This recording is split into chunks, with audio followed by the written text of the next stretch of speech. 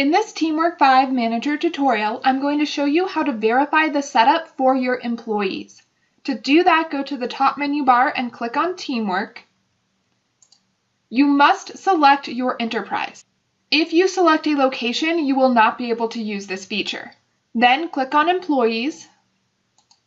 Go to your new top menu bar and click on Tools. From the drop-down menu, select Verify Setup. You should now arrive at a list of all of your employees and their locations. Right now I have all selected. You can see that at the top corner of the chart.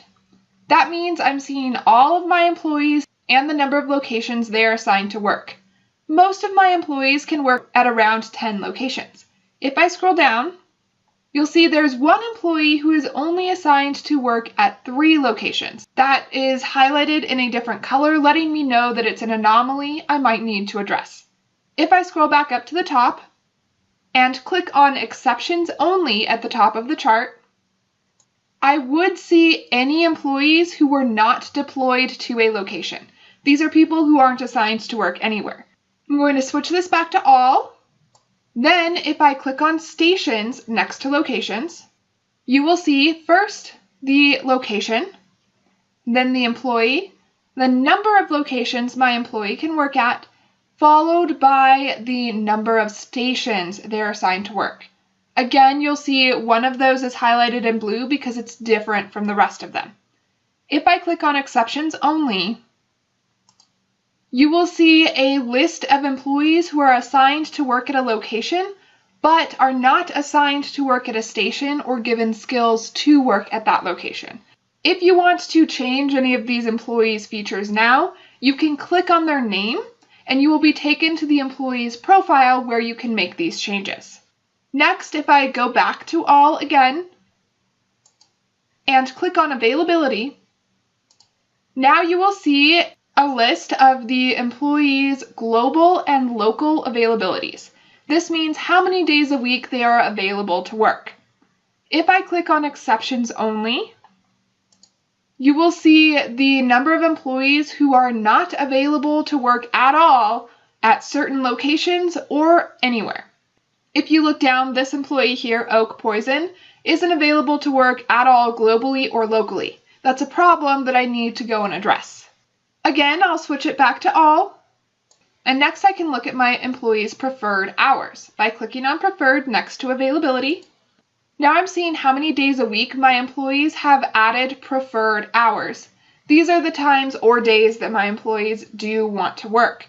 If I click Exceptions Only, you will see employees who are available to work on certain days but have not made that day preferred or entered in any preferred hours.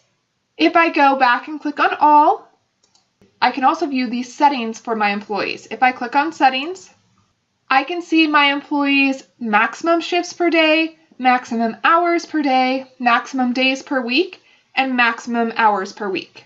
If I click Exceptions Only, I would see employees who had some of these settings that were preventing them from being scheduled. Maybe their maximum days per week is 0 or something like that. I'll click on All again, and next to Settings, you can see your employee's ID information. When you click on IDs, you will see whether or not your employees have a username, password, or external ID. When you click Exceptions Only, you will see employees who have a no for any of these things. Last, we'll go to All one more time and click on Agreements next to IDs. Now you can see your employee's current agreement. If you click Exceptions Only, you will see only the employees who are missing a policy or an agreement. If I go back to All, I can scroll down to the bottom of any of these pages we've looked at and use these arrows here to go backwards and forwards a page or more. This list doesn't have multiple pages, but if it did, this is where I would go to flip the pages. I could also change the number of items per page. I could go from 20 all the way up to showing everything on one page. That's how you can verify your employee setup to make sure you don't have any settings in place that are preventing them from being scheduled the way you would like. Check out the next video to learn more about your TeamWork 5 account.